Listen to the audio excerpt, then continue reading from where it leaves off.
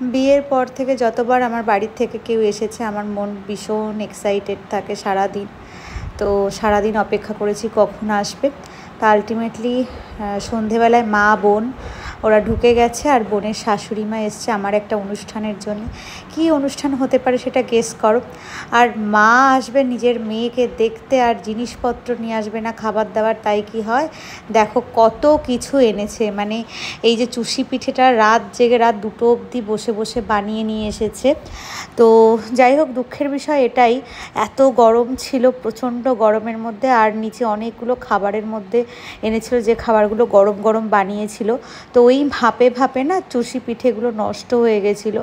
খুব খারাপ লেগেছিলো আমার মায়ের, কারণ আমার মায়ের খুব ইচ্ছে ছিল আমাকে চুষি পিঠের পায়েস বানিয়ে খাওয়াবে। তো সেটা হয়নি, এবং সেটা একদম লাস্ট মোমেন্টে জানা গেছে যে চুষিটা নষ্ট হয়ে গেছে। তো সেই কারণে আমরা কি করেছিলাম, ওই দুধটা যেটা অলরেডি ফুটিয়েছিল মা, সেটা আমরা চুষি পিঠের পায়েস না করে আতপ চালের পায়েস করে দিয়েছি। আর এদিকে দেখো আমার মা কত কিছু এনেছে, পাটিসাপটা, ফল, চুষি পিঠে, নাড়ু, তিলের নাড়ু করেছিল, নারকোল নাড়ু করেছে, আর ছিল কুলি পিঠে। তো বিভিন্ন রকম জিনিস এসছে। এটাকে আমি তো কুলি পিঠে বলি, আমার শ্বশুরমশাই বলছিল এটাকে পুলি পিঠে বলা হয়।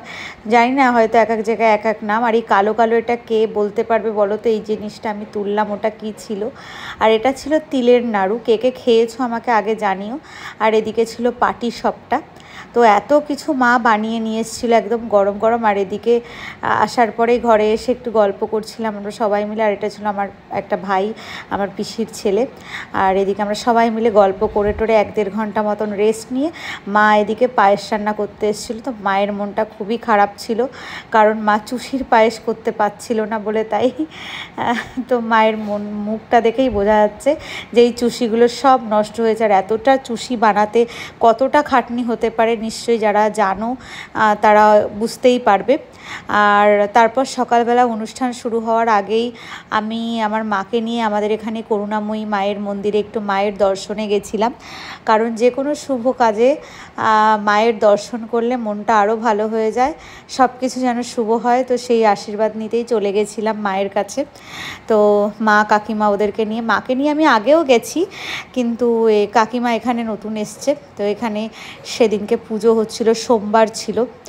আর আমরা পুজো দিতে পারিনি, কারণ আমাদের হাতে সময় খুব কম ছিল, তাই আমরা দর্শন করেছিলাম। যাই হোক, আজকের ভিডিওটা কেমন লাগলো অবশ্যই জানিও। টাটা।